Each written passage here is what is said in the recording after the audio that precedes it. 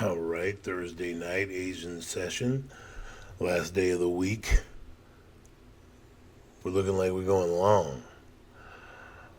Today was a red day, and as I'm looking, I'm like looking at the high and the low, the swing, and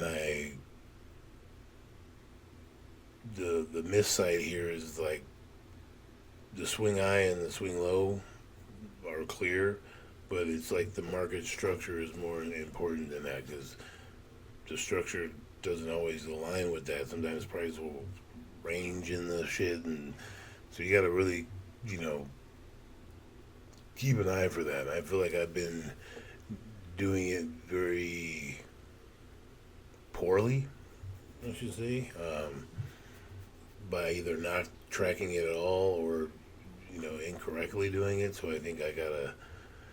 I feel like I said this in the very beginning of this series, but like it might just be me just keeping track of the structure over a session just to show that I can actually do that. Because right here, this is perfect, and somehow I'm looking to get in up there where I'm getting at is pretty high. But if you look at the structure, I could have got a better entry, and I think I ended up getting knocked out here. And it takes a minute. This session was only about 45 minutes. It's either we get knocked out, and then price comes into this little area here, see where and it holds. But instead of trying to go long again, I'm thinking price broke structure, so I'm going short. So everything seems all right, and then when this is like, oh, okay, this something's going on, and then I'm looking, we're done now because that took us out, and I'm like, okay, what's going on? So now I'm thinking going short because I'm still thinking that the low broke, the low didn't break. See, now look what I'm doing now. This is that hindsight shit, post nut clarity. Like, if you do this, it's gonna be hard for you to lose. I don't be like over leveraging the shit. Like, I'm getting in very small because I'm only getting 100, 200 a pop. So it definitely makes you slow down. Where the 500 was a little excessive. I gotta crawl before I can walk. But yeah, that was just the first trade.